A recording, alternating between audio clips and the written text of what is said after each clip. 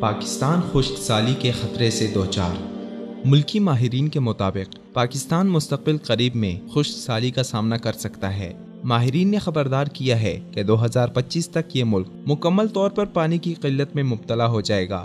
Pakistan council of research in water resources نے اپنی نئی رپورٹ میں خوفناک پیشن گوئی کی ہے، جس کے مطابق پاکستان 1990 میں واٹر سٹریس لائن تک پہنچ چکا تھا، جس کا مطلب ہے کہ اب اس خطے میں پانی کی کمی خوفناک حد کو چھو رہی ہے، اور 2005 میں پاکستان واٹر سکیرسٹی لائن تک آ چکا ہے، جس کا مطلب ہے کہ اب یہ ملک پانی کی قلت کا شکار ہونا شروع ہو گیا ہے۔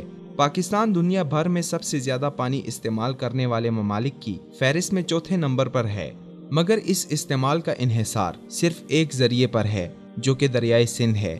پاکستان میں بارشوں کی مقدار میں بھی بتدریج کمی ہو رہی ہے، جس کی وجہ ماہرین موسمیاتی تبدیلی بتاتے ہیں۔ پاکستان کے سب سے بڑے شہر کراچی میں لاکھوں افراد رہائش پذیر ہیں، مگر وہاں پانی کی شدید قلت ہے، کیونکہ آہستہ آہستہ زیر زمین پانی کے ذخائر کم ہو گئے ہیں، اور اب وہاں کی بیشتر آبادی ٹینکر مافیا کے نرغے میں ہے یا لمبی قطاروں میں کھڑے ہو کر پانی لینے پر مجبور ہے۔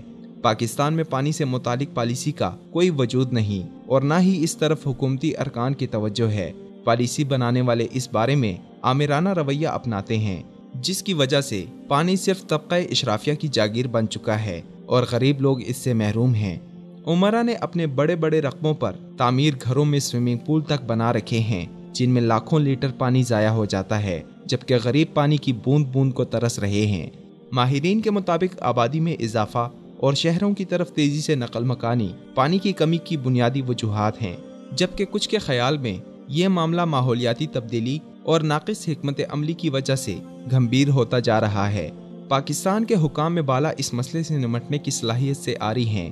ملک میں پانی کے ذخائر ناکافی ہیں، اور بارشوں کا پانی ذخیرہ کرنے کے لیے مطلوبہ ڈیم موجود نہیں، جس کی وجہ سے ہر سال بڑی مقدار میں پانی سمندر میں گر کر ضائع ہو جاتا ہے۔ پاکستان نے 1960 کے بعد سے کوئی ڈیم نہیں بنایا، اور یہ انتہائی اہم مسئلہ سیاسی بیان بازی، جوڑ توڑ اور مخالفت کا شکار بن کر رہ گیا ہے۔ پاکستان کے پاس صرف 30 روز تک پانی ذخیرہ کرنے کی صلاحیت ہے، جو کہ پریشان کن بات ہے۔ کچھ سیاستدان پانی کے مسئلے کو صوبائیت کی بھینٹ چڑھا رہے ہیں، جبکہ کچھ اس کے قلت سے فائدہ اٹھا کر بڑے پیمانے پر کرپشن کے مرتکب ہو رہے ہیں۔ چند ماہرین پاکستان میں پانی کے مسئلے کے معاملے میں بھارت کو الزام دیتے ہیں کہ وہ 1960 میں ورلڈ بینک کی ثالثی میں کیے گئے سینتاس معاہدے پر نیک نیتی سے عمل نہیں کر رہا، جس کی روح سے مختلف دریاؤں کے پانی کے استعمال کا حق دونوں ممالک کو دیا گیا تھا۔ وجہ جو بھی ہو، یہ مسئلہ فوری توجہ، بروقت فیصلوں اور ان پر عمل درآمد کا متقاضی ہے۔ اس سلسلے میں فوری تحقیق کی ضرورت ہے، تاکہ متبادل وسائل کو بروئے کار لا کر اس مشکل سے نکلنے کا حل سوچا جائے، جو کہ موجودہ ناکافی حکومتی فنڈز کی وجہ سے ممکن نہیں۔